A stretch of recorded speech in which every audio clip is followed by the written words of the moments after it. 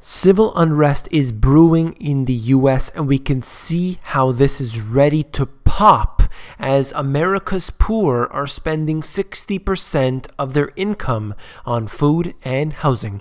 You came here for the truth, so let me unveil that for you.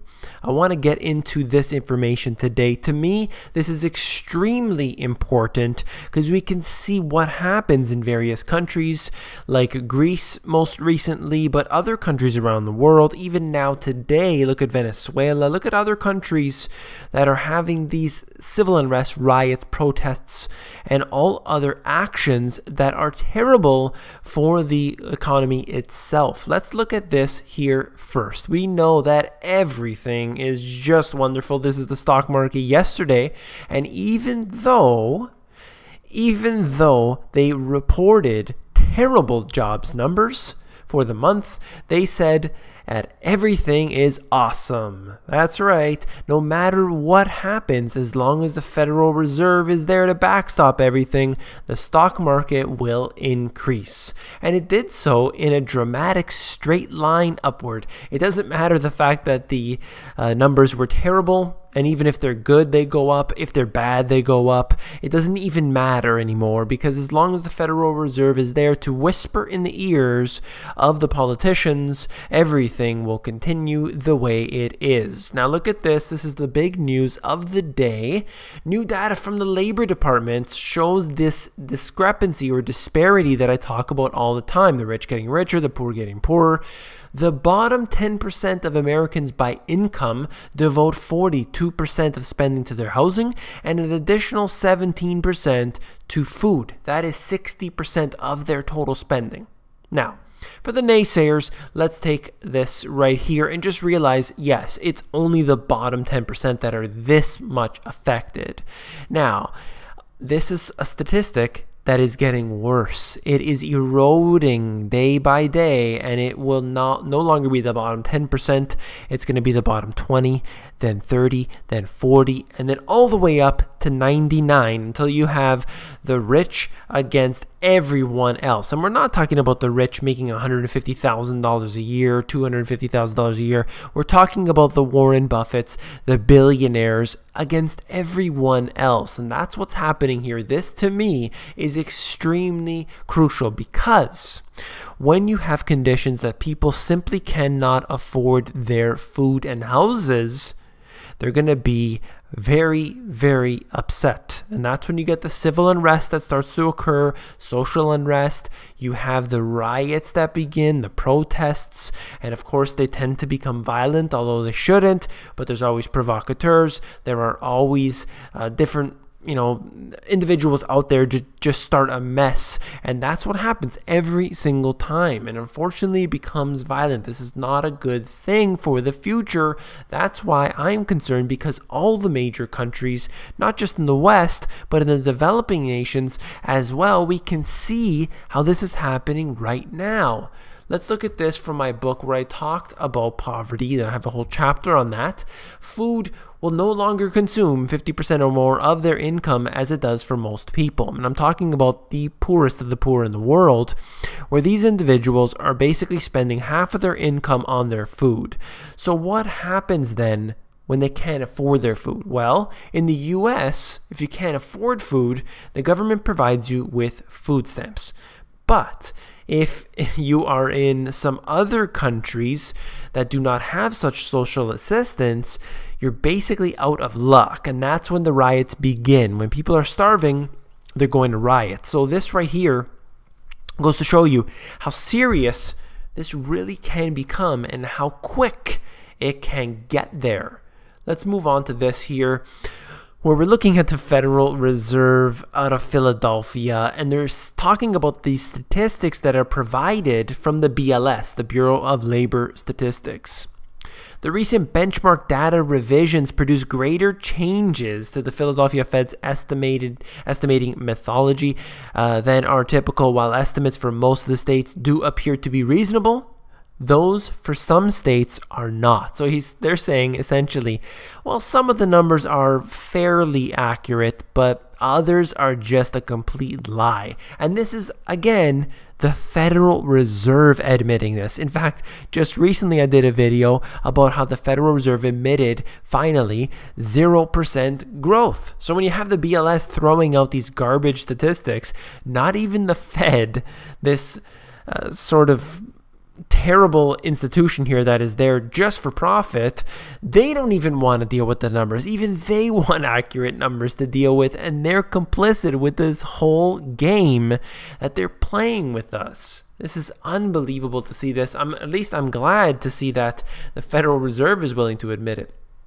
Now look at this. Consumer spending by annual household income. This is only for a year, but if you take this chart and go back, and you will see, in fact, that we are down to the levels of 3 years ago. They've been celebrating here this month, stating how the consumer spending has gone up. Well, if you want to zoom out the chart, you'll see that we are at levels that we haven't seen for 3 years.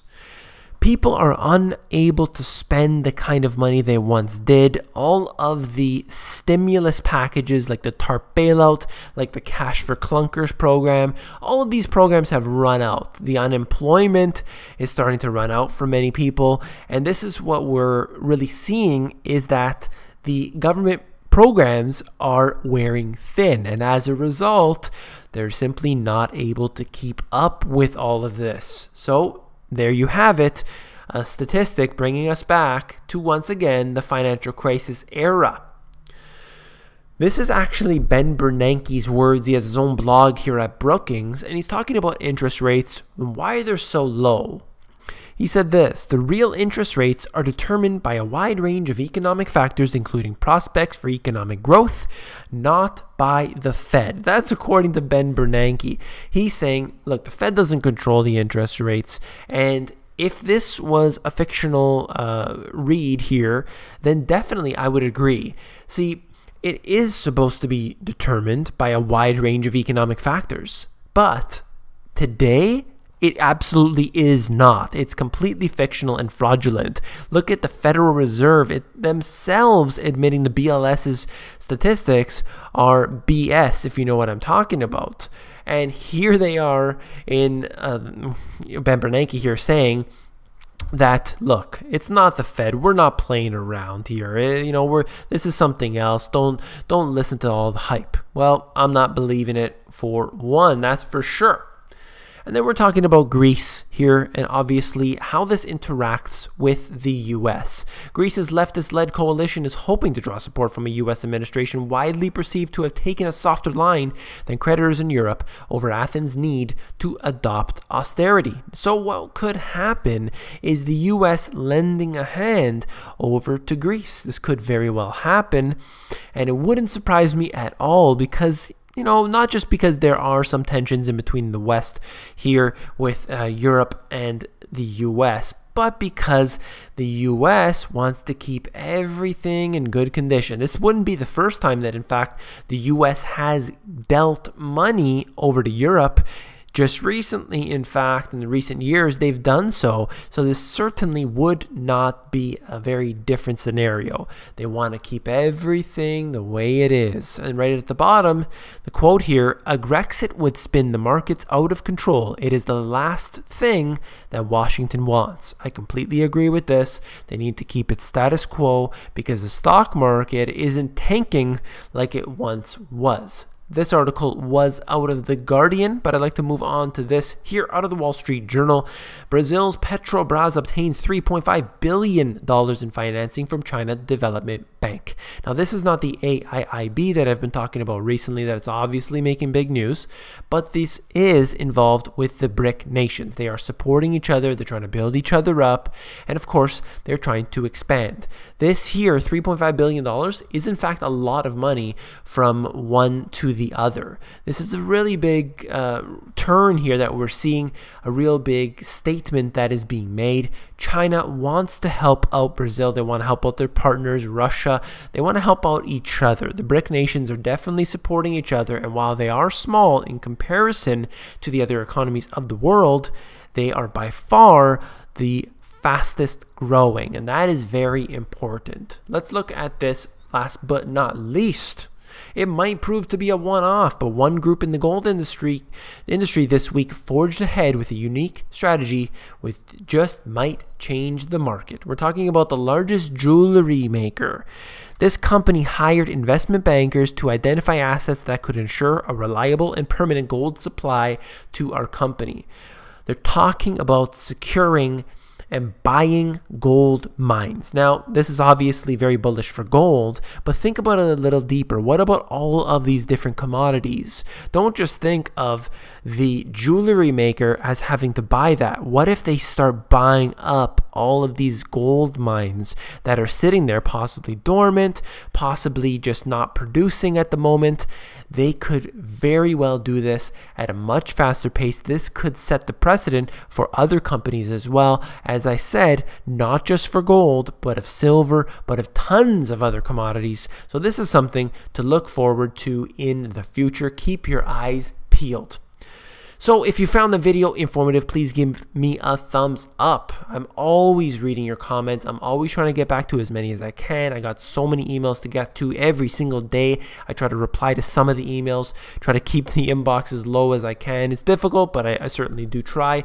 The best place to get me is definitely on the Insiders, but if you want to email me, if you're not on the Insiders, you can do so at david@themoneygps.com, and I'll get to you on there. But of course, as I said, best place to get me is at the Insiders. If you want to get on there, it is totally free, and all you got to do is get to themoneygps.com, scroll down to the bottom, fill in your email address, and you get occasional emails from me with good, short, concise info.